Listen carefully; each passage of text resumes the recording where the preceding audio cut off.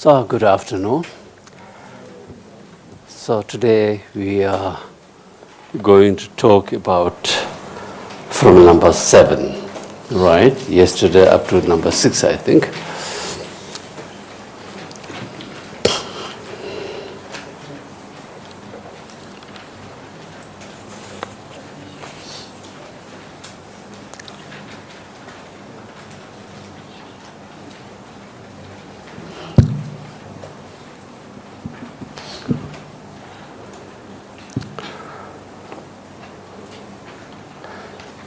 Forsake material positions.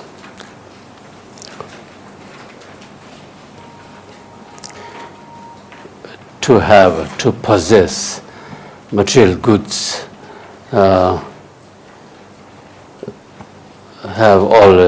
has always a limit, right? And since we are living modern time, it is not possible, and it is not necessarily to abandon,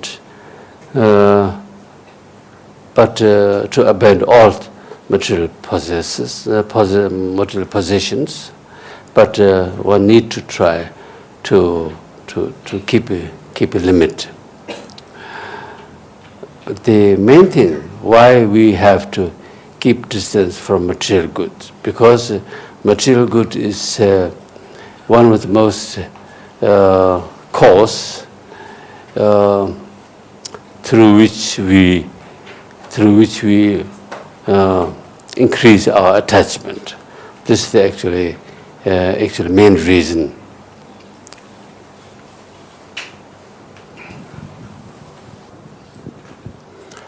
As Bodhisattva deeds, practitioner of Bodhisattva deeds, of course, we need have a certain other way of thinking, or certain special connection with our material goods.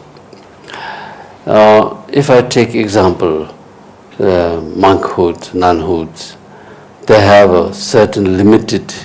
They are allowed to keep such as 13 different kinds of objects for their own need. But beyond these 13 objects, one must give away according to Vinaya rules. But as Bodhisattva practitioner, you are allowed to have more material things, but you are not allowed to possess from your heart on this material goods. You always need to consider whatever you have belongs to the others. However, this is not a discussion of how many kinds of material good you possess, but what kind of relationship between you and your material good. This is the main questions. Even you have a very, very limited material things such as clothes or whatever, but you have a very strong attachment to this clothes and material goods, then it's also not. Then it's also very difficult to keep a distance between the material things. So therefore, whatever you have, we must right at the beginning try to use as it is functioning, or for the function point of view, we can use this, but without or less attachment. So embellish yourself with the wealth of noble ones. So this wealth of noble ones we must see. We must connect with number 25. So there are 7 different kinds of wealth of noble ones. So these 7 wealth of noble ones are actually more or less all of this, some kind of spiritual,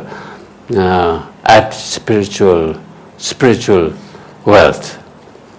So number one is wealth of faith. Number two is wealth of discipline. Number three is wealth of giving. And this was number four. Number fifth is listen or study. And then, I don't know how to explain, how to translate it to English.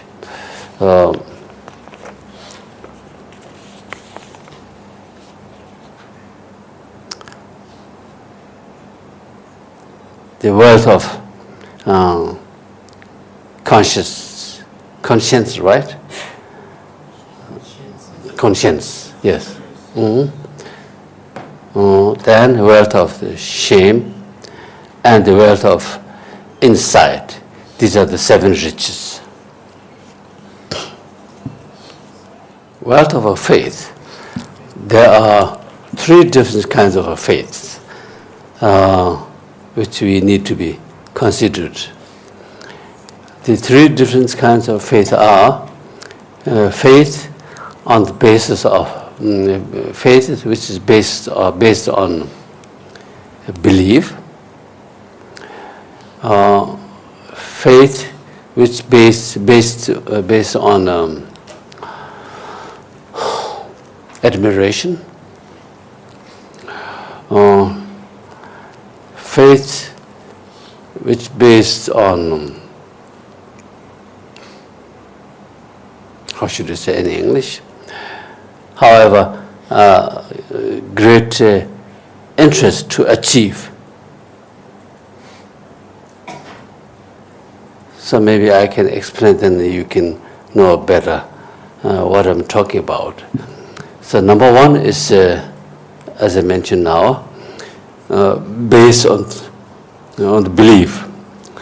Belief that you are, it has come the Lord causalities, and belief on the general karma, and your good deeds will be benefit for your next lives or in the future. All these things belongs to this belief. And it's also, so however this belief is based or very strictly connected with reasoning. There's no faith without reasoning. Just blind faith will not be included. So however this belief is based on the understanding. If I rely on this subject, this matter, I can achieve, or one can achieve something because of the reasoning, because of interdependences. His Holiness Dalai Lama mentioned, as long as you don't have proper understanding of interdependence, so there's no way to understand 3 jewels. In order to understand the 3 jewels properly, you must have good view or good understanding, proper understanding of the interdependency. This way of talking is very deep, very profound, and very, very wise actually, because he's talking about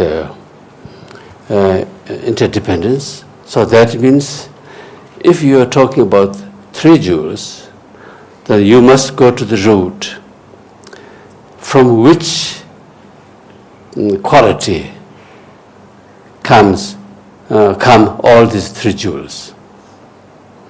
Which are the most important? Is there any how should I say, which is number first, which is number second, which is number third? So that means number second, which is Dhamma, is actually main, right? As we understand. So in order to explain about real Dharma, so then we must know which is real Dharma. Real Dharma is not something like that we can study or reading or whatever, but real Dharma is inequality. The word inequality is actually very vague, not very clear. So you must distinguish what you understand. If you say inequalities. Inequality, there are many degrees, such as that we have a very limited warm heart, very limited compassionate. This is also very useful, very important inequality. But this quality is very much impermanence. As long as that we didn't achieve stability of inner strength, all this kind of mental quality will not exist permanently, because our mental attitude, basic mental attitude, is not very firm. But realization of emptiness is permanent one. So that means as soon as you reached proper, not understanding, but proper realization of emptiness, so this will be guide you all the time in your future. So therefore, this quality, this inner quality, is some sort of permanent. Not, of course, not in the sense of Buddhist philosophical way, but it's stable. As soon as you reached realization of emptiness, you reached already very stable inner quality, that will guide you up to Buddhahood. This proper understanding of emptiness, not understanding but realization of emptiness, can only be achieved if you have a proper understanding of interdependency. The reason is I'm not sure whether I really need to explain more about this matter.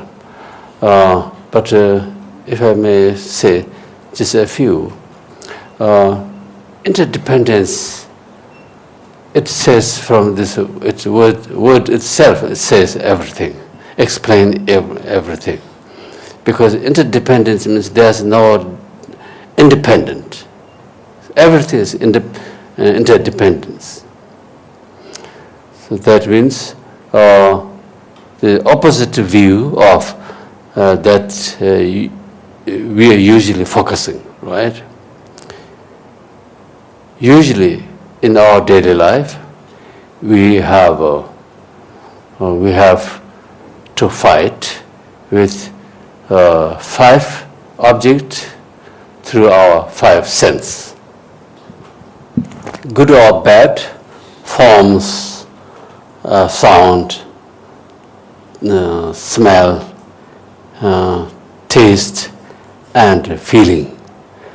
So through these 5 possibilities, introduce us many different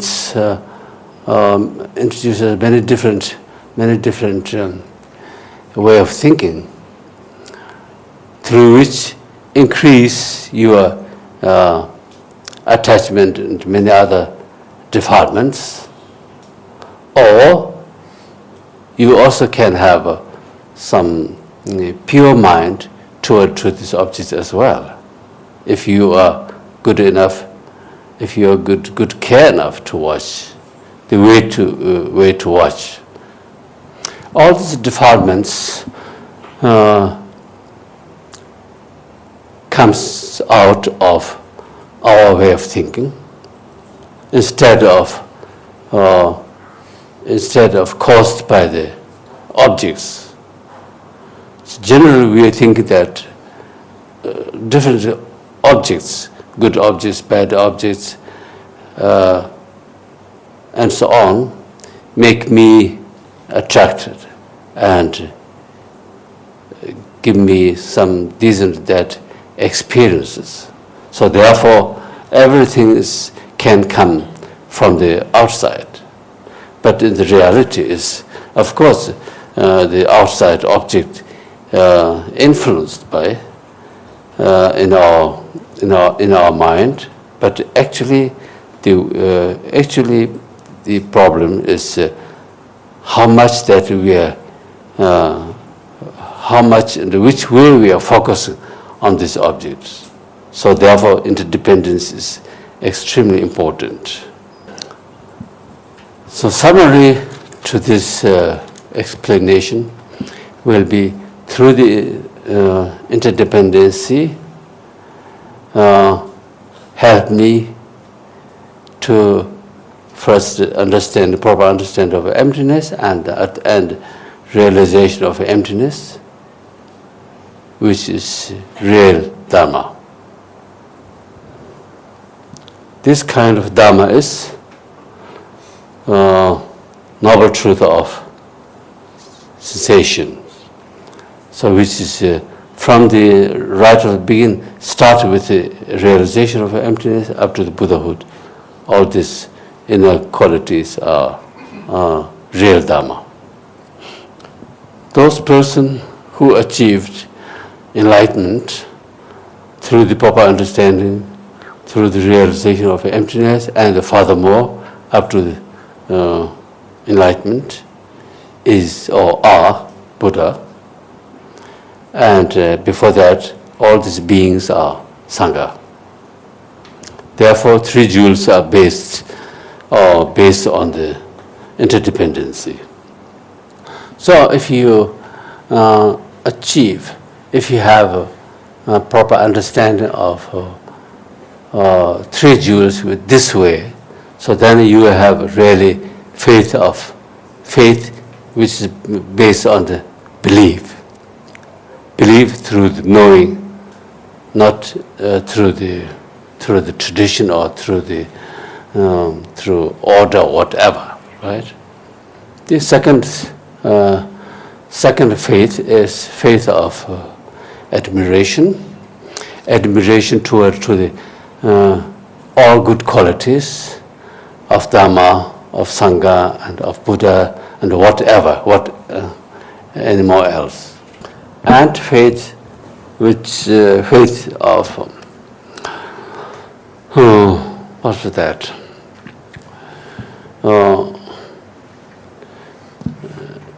Let's say interest in the sense of that I want to achieve the Buddhahood, I want to achieve the inner good qualities. So this kind of showing interest, which showing interest is the faith of interest. Actually, the word interest is very weak. What we need is a word that gives you impression, the interest which comes from your heart, and your really genuine interest to achieve this. So this kind of very strong interest. So therefore, he's always emphasized as Buddhists, we have to have faith of great interest and faith of belief toward to the three jewels, but toward to such as Jesus Christ, we only can have faith of admiration, but not to others. So second wealth of noble ones is, and this text translates of morality But however, the word moral is sometimes quite difficult to understand and to accept, I think, especially in modern society. So however, we are trying to use discipline as a discipline. It's more neutral. Discipline covers actually every moral good conducts and ethics and everything, I think. And moral is also moral has also limited meaning, but discipline is more vast. So such as if you do retreat, during the retreat you need to meditate properly and you need to concentrate properly. Instead of you are just distracted to others, others then meditation or deity or shine or whatever, right? So this is also very much linked or yes to do with discipline, but less with moral conduct. Number 3 is the wealth of giving. The wealth of giving should not necessarily understand to give really something to others. But of course, this is main meaning. But generally speaking, you must be, or we must be, always ready to give if there's need, if there are needs, if there's any need, any kind of need. Giving should understand 4 different kinds of way, right? Giving of dharma, giving of material good, giving of loving kindness, giving of fearlessness. Giving of dharma is whoever wants to know something for, let's say, spiritual matters, as your dharma friend or no, not, never mind. If you have a certain relationship as a dharma teacher and disciple, never mind. Whether you have this relationship or not, never mind. Those who are interested to know something about spirituality or something good things, something benefit for your mental development. So then you should have give this advice, or you need to share your knowledge. This is the giving of dharma. So that means giving of dharma should not necessarily to be understood. Those people who's giving a talk or teaching, and then the other as really, so to say, official as a disciple position. It's not necessary. Giving of material goods, we can understand. We can understand easier. So material goods, those people who needs to ask for. So you should give them as much as you can. As soon as you have some kind of unpleasant, unhappy, or not ready to give, then it's not good to give with this kind of attitude. Beggars is English or not? Yes. So beggars, such as Indian beggars, so sometimes they are very much demanded. And if you want to give the 1 rupee or 10 rupees, so they want more than that, 100 rupees, so they're charging, right? So then it's the relationship is not perfect to practice this kind of giving for material.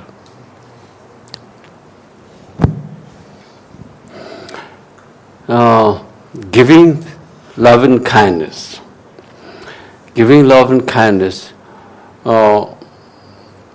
it's quite difficult. And quite difficult in the sense of that we are not ready to practice this without having attachment. Generally, all our activities are, however, combined with attachment, but especially giving love and kindness is very strongly connected with attachment. For example, we have a very clear different attitude to your own dear ones, and any good friends, and just people those who I met, who I know, and very, very neutral person. There are 4 different people that I'm focusing to practice love and kindness. I will be mostly ready to practice love and kindness toward my dear ones. So that means it's actually very strongly connected with attachment. If I want to give love and kindness to anonymous person, so this love and kindness will be very much limited. No. In order to practice properly, we need to check at the beginning as well as during your practice whether you have really your own interests or not. If you feel there's no your own interests, then that will be actually all right. Because if you give loving kindness to anonymous person, so you may think that he or she needs very much my help, and I need to be kind to this person. So this kindness, loving kindness, will be more genuine than to your dear ones. Or, okay, please. I don't know which part of Lamrim, but we can understand from the Lamrim teaching. Whatever you do to the others, must be from Lojong part, you should do without expectation of good reply. Or you should not expect some positive, some benefit from the others. If you want to give, you give it very sincerely, with kindness, not expecting later, I give now to him or her this, and because that I may get return after some times when I need. So this kind of exchange is unnecessary. So if you have this kind of attitude, so then you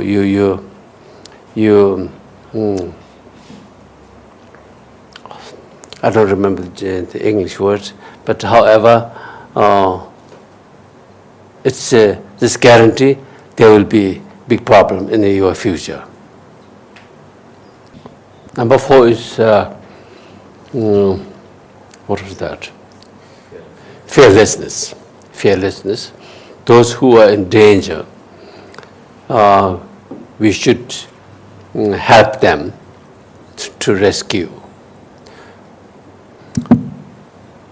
And I think it can also be the following point can also be belongs to this category. For instance, if someone is really in danger to become a drinker, so then you need to give him or her support not to drink so regularly. Let it drink occasionally, but not regularly. Try to stop, and then less, and so on. So this is also kind of giving the fearlessness. And also giving Dharma is, in a way, in some stage, we can understand also giving the fearlessness. Because without knowing the proper meaning of Dharma or Dharma practice, so they are in danger to be involved samsara continuously. So in order to support, in order to rescue from the samsara, you are talking about the meaning of Dharma and giving Dharma advice. So therefore it also can be understood, the giving the fearlessness. Wealth of learning, wealth of study, wealth of hearing Dharma, Dharma teachings. Listen Dharma teachings and studying Dharma books or Dharma literatures. So when I start to receive teachings, first my teachers asked me not to write, that I should not make notice, write down. I have to keep everything in my mind. Number one, and I have to learn so many texts by heart, and later so explains need to be kept in your mind. In a monastery, study life is very strict, and we have no system to make notes during the teachings. You are not allowed. You are not allowed. You only have your text, that's it. And the teacher will give, we need to recite, we need to read just maybe one line or whatever, according to his recommendation. And after this reading, he will explain. Sometimes just one line, 3 hours long, sometimes one page, half an hour long. So it depends on him. But without note, all need to keep in my mind. And after some time, Gyaltsen told me suddenly, today you must make a note. And I don't know. I asked him, I told him, I don't know how should I make notes, because up to now I just keep in my mind, and no practice to make in note. He said, "Don't ask me. This is your responsibility to make note. And after you note it, I'll check it. Then I'll see it." He said, and at the end of teaching, I must give him my notebook. And then he asked me, at this time, I told this and that, but you didn't put here. Why? And then, why do you put, this is a very common one. It's not necessary to write down. And so therefore, the technique of making note, he taught me, so day by day. So therefore, what I'm going to say is the treasure of learning is really a tremendous one, especially if we keep in our mind. So as a Tibetan refugee, I lost all my possess, but my knowledge was that knowledge, whatever I possessed, I got with me. Last two wealths are the question of the reasoning. Question of reason. That means one is because of mine, another one is because of others. Such as shame is because of others. For example, if a monk or nun drinking alcohol, so at that moment, if he or she would think that, oh, I'm a nun and I'm a monk, so therefore I'm not allowed and I shouldn't drink. If it sees from someone else, so it will be great, how should I say, it's shameful, very shameful. So that means reason of others, because of others. And then because of mine, that means suddenly in my thought, oh, I can't help all sentient beings. It's too difficult for me. So in that moment, I should think that, no, it's not, I should not think this way because I received Bodhisattva vows. Therefore, as long as I have this kind of vows, I must deal it correctly. So this is because of mine, the reason on me. So now the second part of the number 7. So this is actually quite difficult for us in modern society, modern way of life. But however, the meaning is not necessarily to keep off the city life, keep off whatever, right? Because we have to work, we have to live, and we have to survive in this way of life.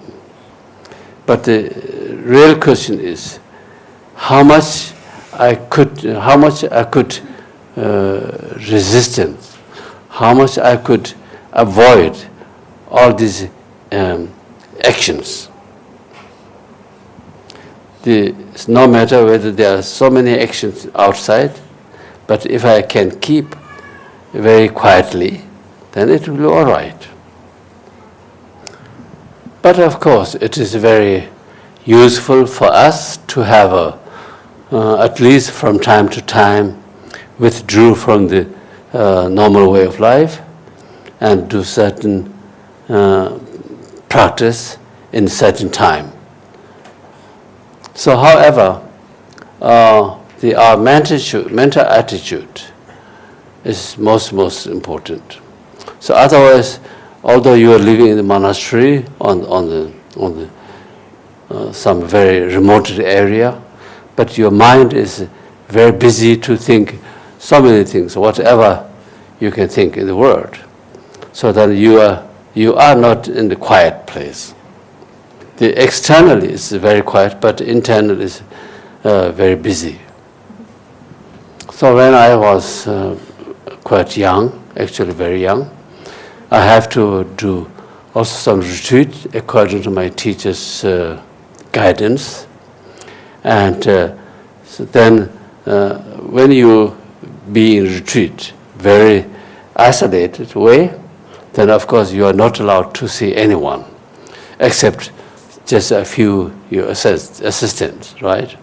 So that means all the windows will be covered with paper and so on, so you can't see anything outside. But I was so curious what happened outside, and I always want to know. And then during my retreat, of course, mostly I'm alone, so I can do whatever I want. And then I just cut small pieces of paper from the window, and I can peeping out and see what's happened outside. So I got a number of informations. So this kind of course, nonsense. Number 8, we need to give up unnecessarily talks each other. So therefore, if it's possible, as often as possible to be silenced. Being silenced is great help to our mind, to control, to watch. So therefore it is really advisable during the retreat time, or sometimes you can meet this weekend together. And during this day, between breaks, you need to be silenced. That will be great help. You only need to talk in certain time and certain matters, but no any conversation or whatever, not chatting.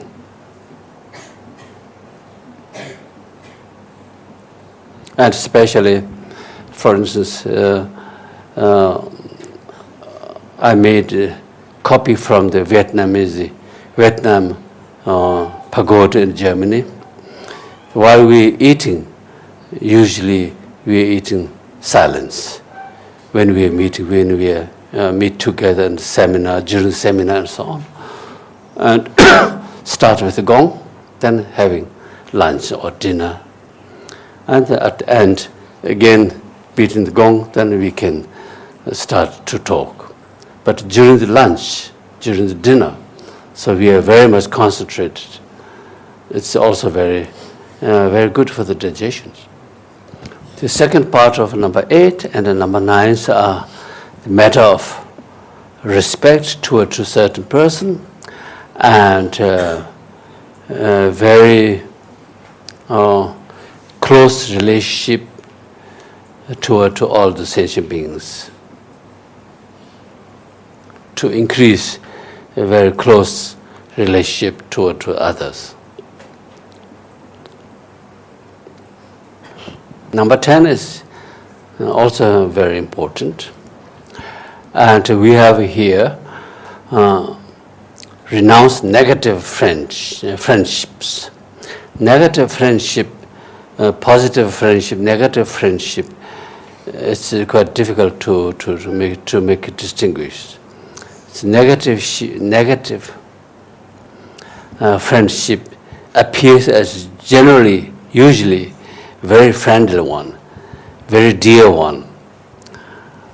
Those people give me or they give us very helpful suggestions, very good ideas. But in fact, these suggestions and ideas are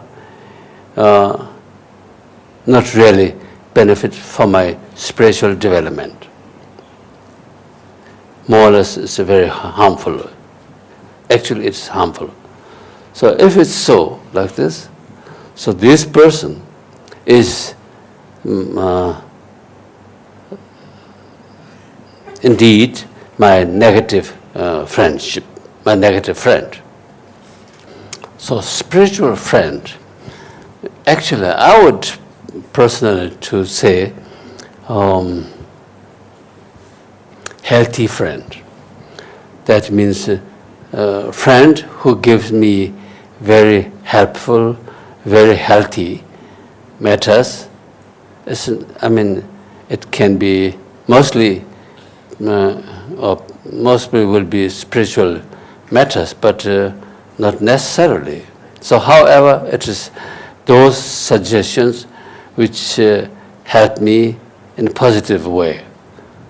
So this person is a good friend. The last, the second part of number 10, if I make a summary. So however, we should keep our satisfactory mind. We need to be always happy. We should not be worried about something. We always try to be free from the sufferings, free from the unnecessary activities, just calm, just very happy, a happy way of life. Thank you very much. Number 1. For the last 2 days, you have been telling us on how to choose a guru and the methods and the way to correctly choose a lama. What you have described so far are all the correct way and the positive way. As in yesterday, you said when you get married, you need to know each other and then you need to observe all the things. Would you be able to tell us more on the opposite side, as in the process of choosing and one make mistakes of making wrong choice, or it has been truly being deceived by the other party? So what should we do then if it falls into the wrong side? I don't think that I have one answer, but it depends on the circumstances, depends on the relationship. How serious is this? Which matter, which aspect? There are many linked together.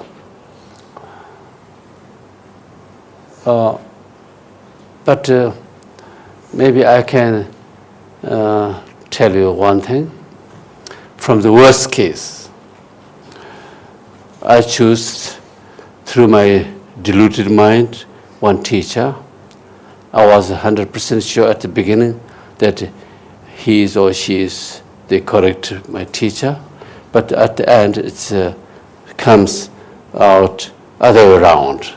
So she is or he is not capable, and he is not kind, and so therefore it is impossible that I keep my relationship with this person as a guru and disciple. So how should I do? I should keep with him distance. Up to now, I have received many teachings, absolutely all right. It's happened, something like that. So you can't change. You can't go back in the past, right? So therefore, what we can do is we can take care in the future. So I couldn't receive from him continuously because of his bad conduct, or because of he was so much interested in my finances or my material things. So therefore, I can't keep on going this way. So now I must break, but without too much bad attitude or thinking to my guru. He or she will be your guru or our guru. So if you marry to someone, you can divorce, but you can't be somehow disparate from your spiritual teacher. But what only you can do is discontinue your relationship without talking bad things. Not only without talking, but without thinking. This is not only to this certain person, but generally speaking, all other sentient beings as well. Sorry, I can't give you this. Okay, the question is, thank you, Rinpoche, for visiting us to give us so many teachings, and we benefit a lot, and we're so happy. So thank you, Rinpoche. The question is there a structured practice for Tonglen, which is exchanging oneself and others, or is Tonglen practiced by every aware moment and mindful moment to think and care for others? So the both aspect is all right. You can practice, if I understood properly, you can practice in a certain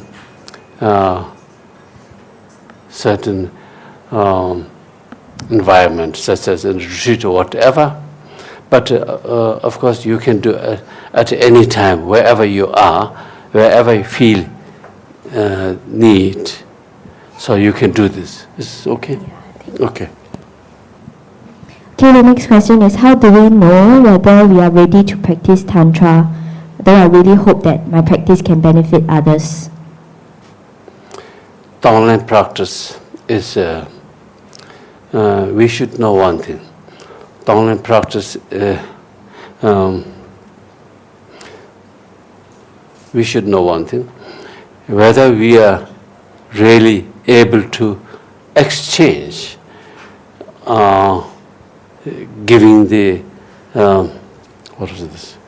Giving the very spiritual power, spiritual qualities, and taking the all negativities from the others, whether you can do in the reality or not. That's the big question. That's the big question. If you think that we can do this, that will be incorrect. But why we practice is actually it's exercise. Exercise for the readiness that I'll be ready to support everybody, those who have really very strong need. So then I can give. And I'll be ready, instead of suffering by the others, suffering by me, suffer on me. So in order to practice and exercise, it's very, very useful. And on top of that, because through this practice, through this exercise, maybe there are some effects, but it's not so easy that we are talking about. So giving good things and taking bad things, that will be too easy if you think about karma system carefully. And now your second question is whether you're ready to practice Tantra. This is not my duty to give an answer. But however, what I can say is more or less according to theory, right? According to theory. So however, we as practitioners need to know where am I or where we are. What kind of mental attitude, what kind of readiness to practice a deeper level of spirituality. This I as practitioner, I as student have to know by myself. So you, yes. Rinpoche, I want a question asked regarding renouncing negative friendship. You are mentioning not to make you bad company or that. The question is, how is this, are we going to practice in terms of equanimity, treating everyone being equal, being the same? So what is it? Treating equanimity. Equality. Yes, treating everyone, all sentient being the same, and versus renouncing negative friendship. Okay. Because if we renounce, that means we are not treating them the same. So how in terms of practitioners should we practice, in terms of practice equanimity?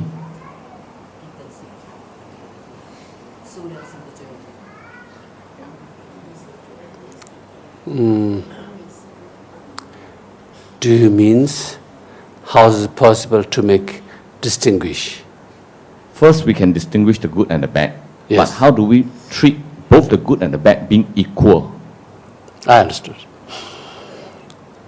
This is a difficult question.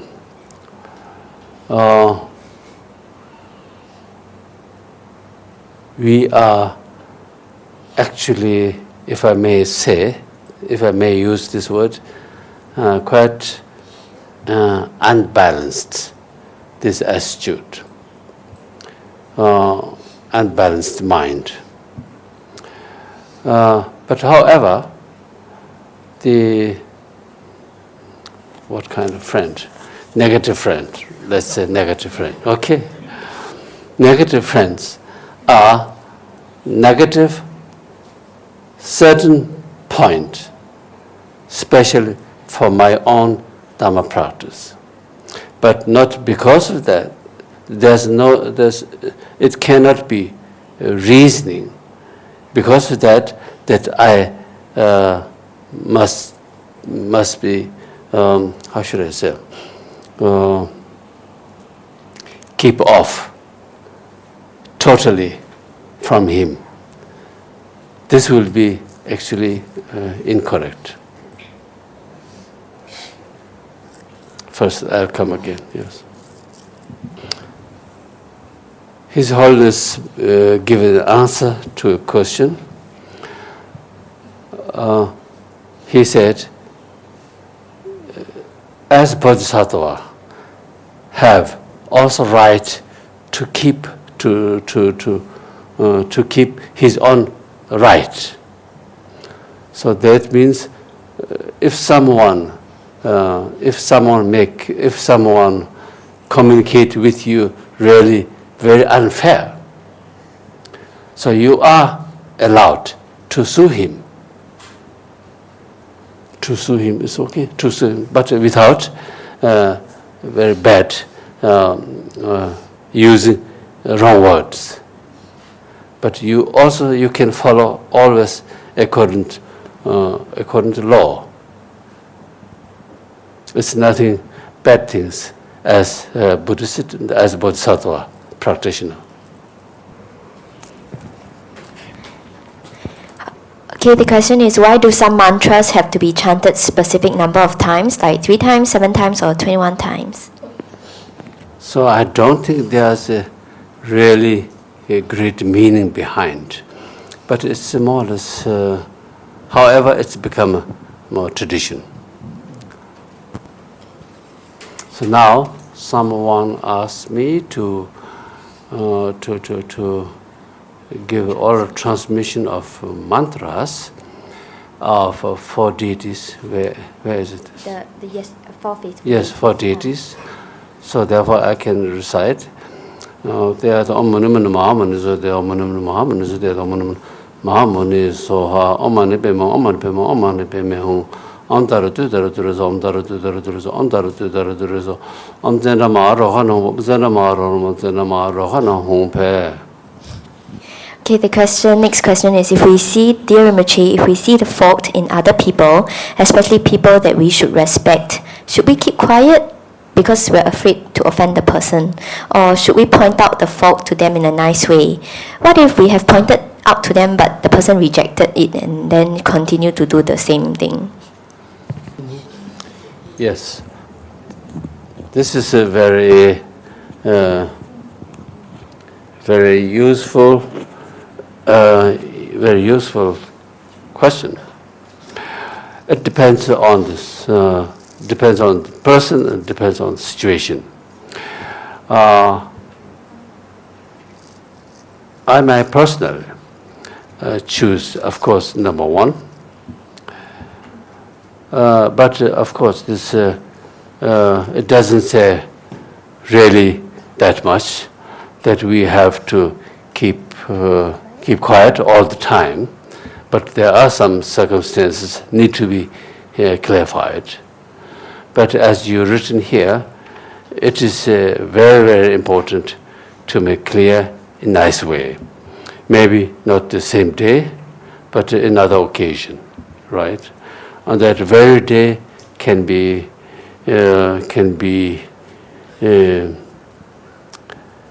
become maybe worse, because the other person is quite strongly deluded with his anger or whatever, so therefore it needs to be calmed down. So in a better position, one can discuss or one can explain or whatever in a nice way. So I think this is correct, yeah. How do I settle my conflict and misunderstanding with my teacher? Thank you. It depends on you. Whether you really need it settled with your teacher, or you can, your problem, this depends on many situations, many degrees. As I mentioned earlier, if you have really unbearable problem with your teacher, so then I don't know whether there a possibility to anything to settle. But if you have a small conflict and misunderstanding, that will be can be done quite easily, as I mentioned immediately before, conflict with others, right? And if you see any possibility to discuss with him or with her, your teacher, so then you can do it very nicely. But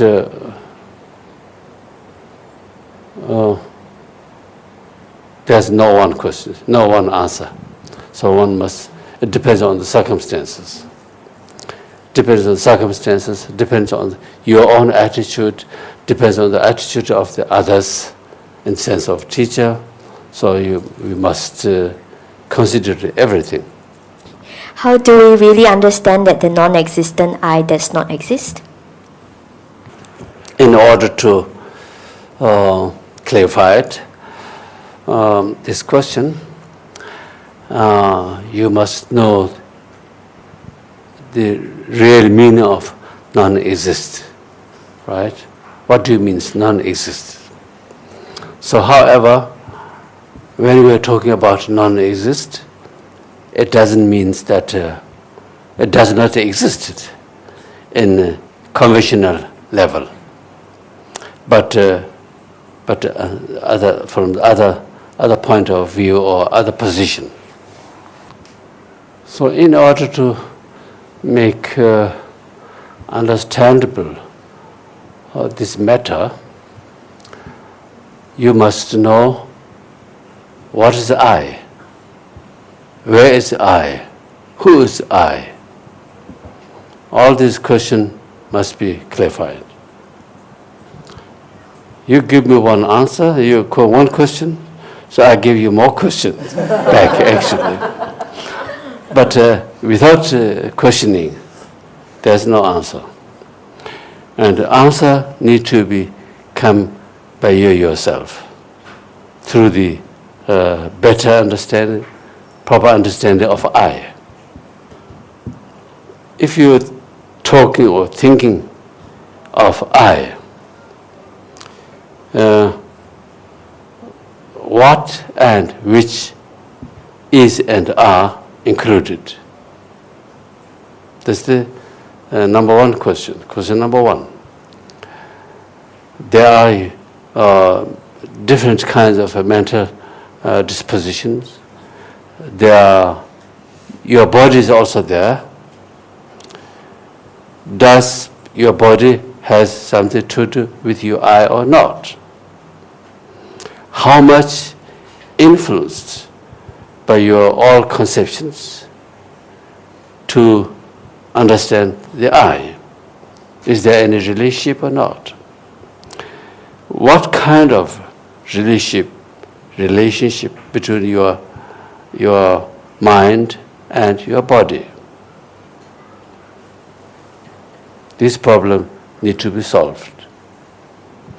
If you feel I does not exist, if it's so, then we must ask you, if there's no I, so then there's also no I future becoming Buddhahood. So therefore, it is not possible to achieve Buddhahood, and everything cannot be existed. I was yesterday here. I am today. Today I am here. Tomorrow I will be most probably here. So that means there are possibilities to put all together many circumstances with one eye, or with many eyes. These are also questions, right?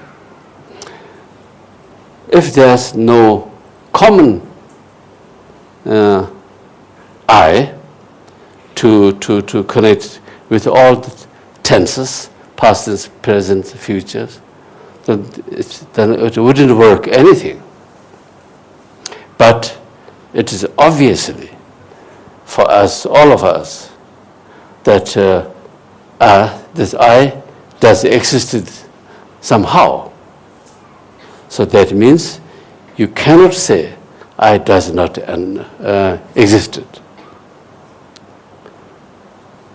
Even if you're trying to say there are many contradictions in the obviously level. So therefore, it's not possible to reject I. But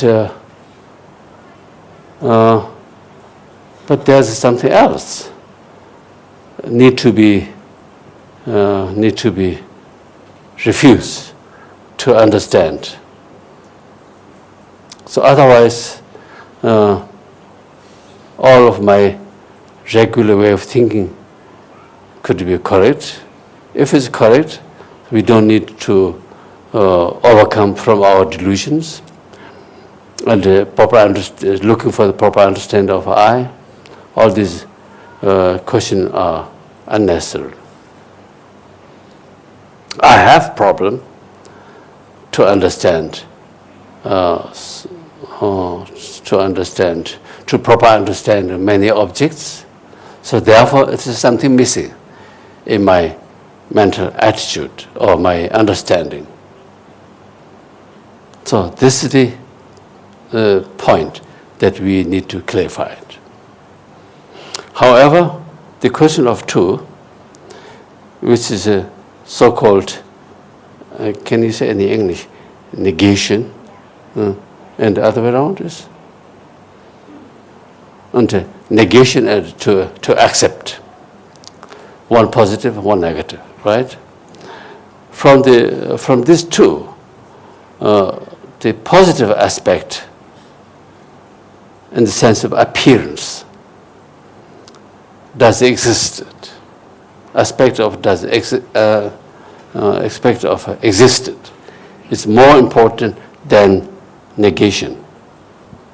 It does not exist this way, but other way.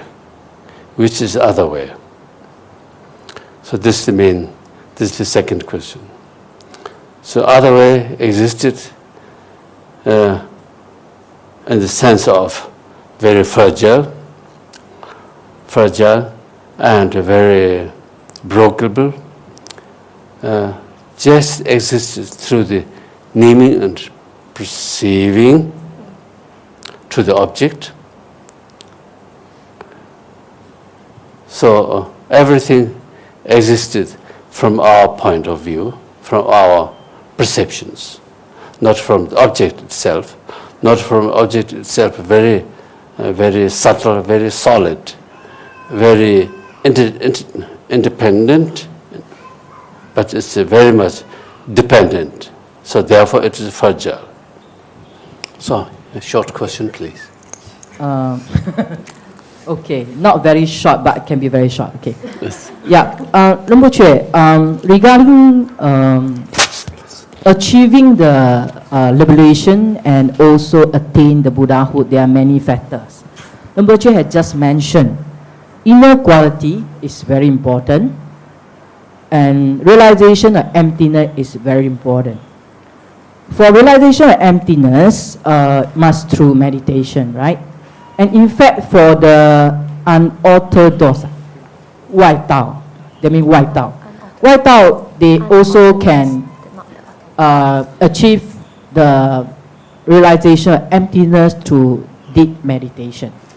Therefore, my question here is that for us as practitioners, isn't it inner quality are more important than realization of emptiness? I mean that to the orders of importance is this, that the inner quality, to achieve inner quality, are more important than realization of emptiness. That's my question. I know both are important, Rinpoche.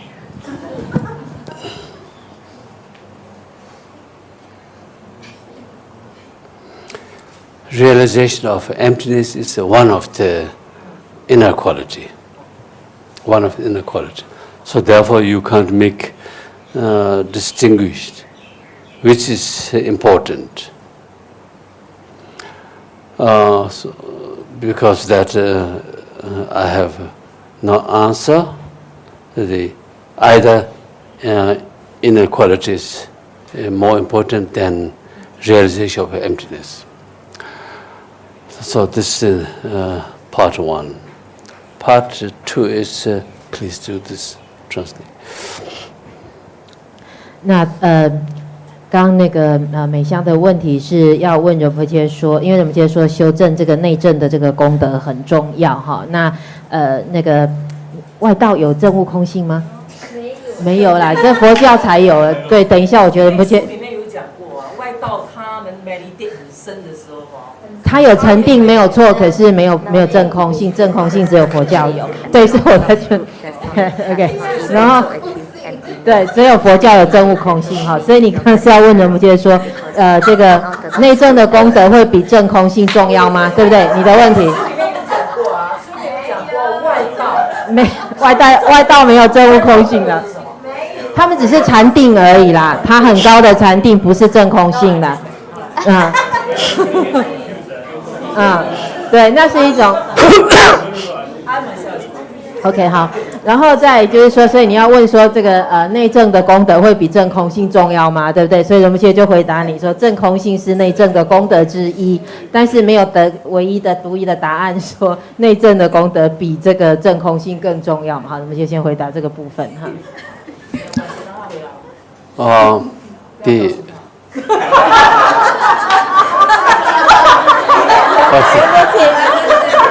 没想可以多条路去完成。说他要说的话 ，OK。如果只听那种重要。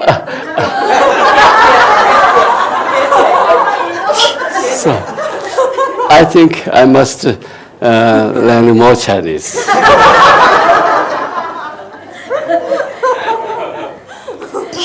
So, however, if you considered general development, so then inner quality is more important. That means without having any inner quality, there's no way to achieve emptiness. So step by step, if you see from this point of view, step by step, then number one, several kinds of inner quality, and up to certain stage, then you will reach emptiness realization of emptiness. Then from them, with all your mental development will be combined